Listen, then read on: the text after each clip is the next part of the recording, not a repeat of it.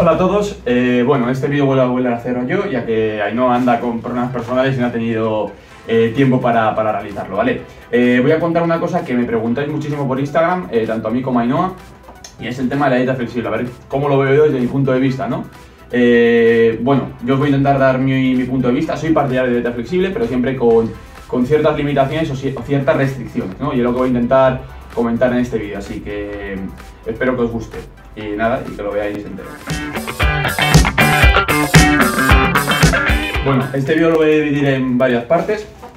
Lo primero, contar calorías. Yo veo mucha gente que habla de la dieta flexible simplemente con el hecho de contar calorías, ¿no? Pues todas las calorías al final no son iguales.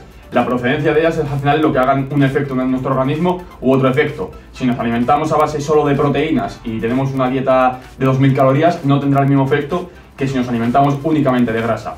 Si nos alimentaríamos únicamente de grasa, al final terminaríamos perdiendo masa muscular, por una sencilla razón. Simplemente porque no metemos nitrógeno en nuestro organismo. Y al no meter nitrógeno, aparte de aminoácidos que nosotros no podemos sintetizar, no los podríamos sintetizar, por lo tanto, tanto la remodelación como la síntesis de nuevo de proteína no se daría, ¿vale? Entonces, cuidado con contar calorías, ¿vale? Luego veo a mucha gente el tema de contar macros. Cuento todas las proteínas que como, todos los hidratos de carbono que tomo y todas las grasas que tomo y eso me da un cómputo total. Y si no me salgo de esos macros, ya me vale. Bueno, sí y no.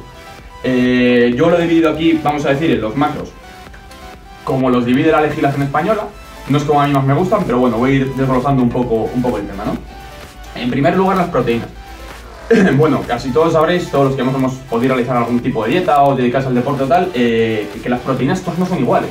Hay alimentos que contienen proteínas con unos valores biológicos y con otros valores biológicos. Este valor biológico viene dado por la proporción de aminoácidos esenciales, o sea, aminoácidos que nuestro cuerpo no puede sintetizar, ¿vale? Que tenemos que meterlos con la dieta, ¿vale? Entonces, no sería algo viable el intentar sustituir, por ejemplo, una proteína cárnica con una proteína vegetal, ¿vale? Sin mirar otro tipo de cosas que no sean más que el número total de proteínas, ya que existen, vamos a decir, tanto proteínas animales como proteínas vegetales que pueden tener carencia o un aminoácido limitante. Aminoácido limitante se le llama, por ejemplo, a aminoácidos que están en una proporción más baja de lo que nosotros veríamos como una proteína perfecta, ¿no? Por decirlo de algún modo.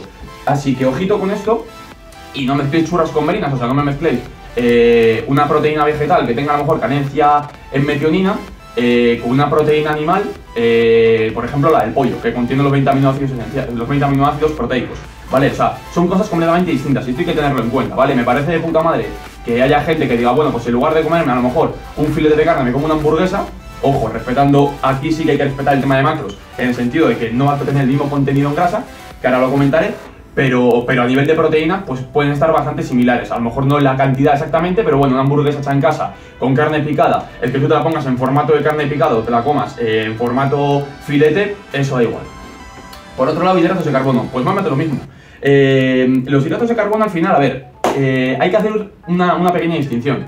Los hidratos de carbono son moléculas que según su estructura molecular tienen una proporción similar a la molécula de agua. La molécula de agua tiene esta proporción. H2O.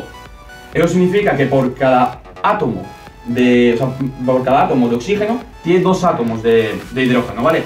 Si vosotros veríais un hidrato de carbono en su estructura química, por ejemplo la glucosa, veríais que es C6H12O6, ¿vale? ¿Qué ocurre? Que todos los hidratos de carbono, según la legislación española, no son iguales. Y encontraríamos el caso de los polialcoholes, ¿vale? Pero bueno, primero voy a comentaros el tema de los hidratos de carbono. Como sabréis, existen en distintas nomenclaturas para delimitar hidratos de carbono, ya sea, por ejemplo, por su tamaño, incluso a veces yo he visto hasta nomenclaturas por su índice glucémico, como es muy común hoy en día, ¿vale? Pero bueno, lo importante de todo esto al final es que tampoco mezcléis cosas, o sea, el metabolismo de una molécula de glucosa no tiene nada que ver con el de una fructosa, ¿vale? Entonces, no podéis decir, ah, no, pues sustituyo, yo que sé, un plato de espaguetis, por ejemplo, por una fruta con alto contenido en fructosa. No, porque es que al final el contenido de calorías y de hidratos de carbono visualmente puede ser el mismo, pero el contenido de biomoléculas, o sea, de fructosa y de glucosa no es el mismo, ¿vale? Entonces, también tenéis que tener en cuenta eso. O sea, está perfecto que sustituyáis, por ejemplo, a lo mejor almidones procedentes de la pasta o del arroz, los sustituyáis por almidones procedentes del pan, ¿vale? Pero no mezcléis, por ejemplo, lo que os he dicho, a lo mejor una fruta con alto contenido en fructosa con un alimento que sea alto en almidón. O sea, no son cosas iguales, ¿vale? Aparte que luego dentro del almidón existirían distintas nomenclaturas para delimitar a distintos tipos de almidón según su estructura, más ricos en amilosa, más ricos en amilopectina, almidones resistentes, almidones que... O sea, hay distintas nomenclaturas. Entonces no está tan bien el tema de mezclar, ¿vale? Hay que tener un enfoque bastante más amplio de lo que es la dieta flexible, que no solo el contar macros, ¿vale? En el tema de los polialcoholes que quería comentaros, que se me había olvidado. El tema de los polialcoholes. A ver, los polialcoholes realmente no son hidratos de carbono. O sea, no tiene nada que ver su estructura molecular. Si son polialcoholes, precisamente es porque tienen dentro de la molécula muchos grupos alcohol. Los grupos alcohol son, vamos a decir, grupos OH, ¿vale? Este grupo OH no coincide con los hidratos de carbono como tal, ¿vale? Así que su metabolismo es muy distinto, ¿vale? Entonces, tampoco está bien que los mezcléis, porque hay muchos alimentos que contienen gran número de polialcoholes. Esos polialcoholes se engloban dentro de la cantidad de hidratos de carbono, según la legislación española, pero es que realmente su metabolismo es completamente distinto y según la legislación española, el número de calorías es completamente distinto, ya que unos tienen 4 calorías y otros 2,4 kilocalorías por gramo, ¿vale? Bueno, continuamos. En el tema de las grasas pasaría algo más de lo mismo, ¿no? Dentro de lo que vulgarmente llamamos grasas, existen muchísimas moléculas. Existen ácidos grasos, triglicéridos, fosfolípidos, fosfolípidos, existen muchísimos. Entonces, claro, tampoco sería algo coherente el englobarlos todos de igual manera, ¿no? Porque todos al final no tienen el mismo metabolismo y al final todos nos aportan las mismas cosas, ¿no? Existen fosfolípidos, por ejemplo, que tienen, vamos a decir, acción de señalización celular, que un ácido graso como tal a lo mejor no tiene. Entonces no es fácil el coger y decir, venga, sustituyo por ejemplo el aceite de oliva por una mayonesa. Bueno, podrías a lo mejor, si ese aceite de oliva tiene vamos a decir, un perfil lipídico X y esa mayonesa está hecha con ese mismo perfil lipídico, pero claro, no suele ser lo normal. Al final una mayonesa normalmente está hecha con aceite de girasol.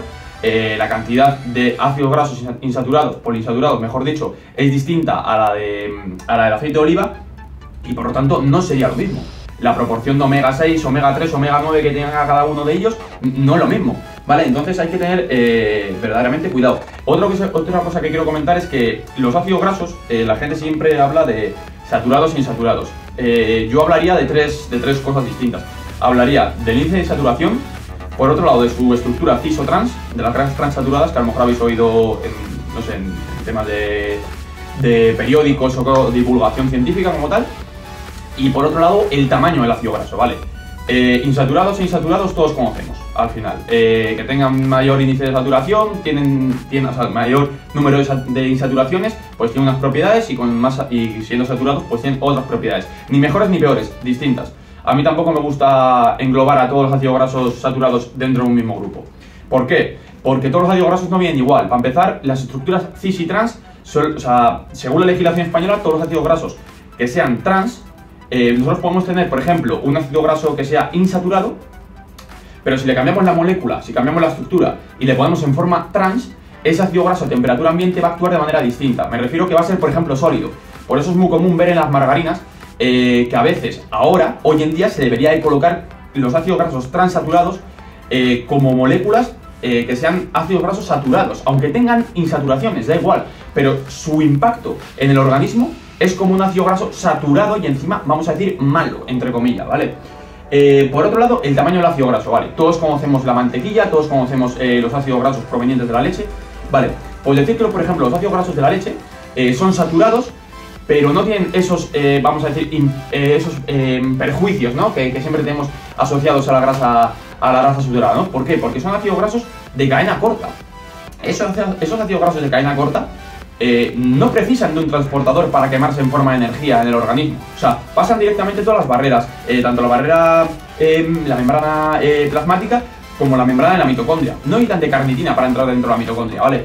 Entonces, no es igual, por ejemplo, el consumir ácido palmítico, que sería, por ejemplo, una grasa saturada de cadena, vamos a decir, larga, que, por ejemplo, el consumir un ácido graso de cadena corta, aunque sea saturado. No tiene el mismo valor. O sea, sí a nivel calórico, pero no a nivel metabólico, ¿vale? Y luego, también me gustaría comentar el caso de la fibra. A ver, la fibra hoy en día, según la legislación española, hay que legislarla, hay que darle un número de calorías, 2 kilocalorías por gramo. obligatoriamente, da igual que se absorba que no se absorba. Fibra soluble. Lo dividiría en dos partes. Uno, fibra soluble, otro, fibra insoluble.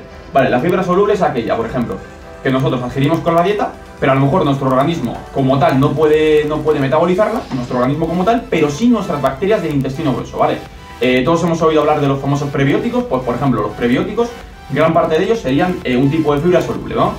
Inulina, oligofructosacáridos y algunos más que hay. Y luego por otro lado tenemos las fibras no solubles, que serían aquellas que simplemente pasan por nuestro tracto intestinal, acumulan agua, vamos a decir lo que es en la estructura, y por eso nos ayudan a ir mejor al baño, ¿vale? Decir que las fibras solubles son típicas que nos producen flatulencias, simplemente por el metabolismo bacteriano que producen en el intestino grueso. Nos producen al final cúmulos de aire, de metano, de CO2, de lo que sea, y eso hay que expulsarlo por algún lado. Y luego por último los micronutrientes. A ver, hoy en día en nuestra sociedad es difícil tener una deficiencia en micronutrientes, pero no es algo tampoco descabellado. O sea, me refiero, si tú todo el día al final te alimentas de alimentos que no contienen micronutrientes o no una cantidad, vamos a decir, que tú necesitas, al final puedes tener una deficiencia, ¿vale? Entonces, tener especial hincapié también en que si encontráis macros, también por lo menos mirar que los alimentos que incluyáis tienen una cantidad de vitaminas y de minerales asequible. Y con esto no quiero decir tampoco que os vayáis siempre a alimentos integrales, porque los alimentos integrales, vale, pueden contener más cantidad de fibra, pero también contienen a lo mejor más cantidad de ácido fítico. El ácido fítico es un ácido que al final se une a ciertos oligoelementos, como puede ser el calcio, y forma quelantes. Significa que no puedes absorberlos. Entonces, a lo mejor es casi peor el perjuicio que el beneficio, ¿vale? Y nada, bueno, hasta aquí el vídeo de hoy. Espero que os haya gustado, le dais a like, y si tenéis algún comentario, yo que sé, cualquier cosa que me queréis echar en cara sobre el vídeo, o si queréis que hable de alguna cosa más explícitamente, dejármelo en los comentarios o comentarme por Instagram, por Facebook o por lo que sea, tanto a mí como a mi pareja Ainhoa, ¿vale? Así que nada, os espero en el próximo vídeo. Adiós.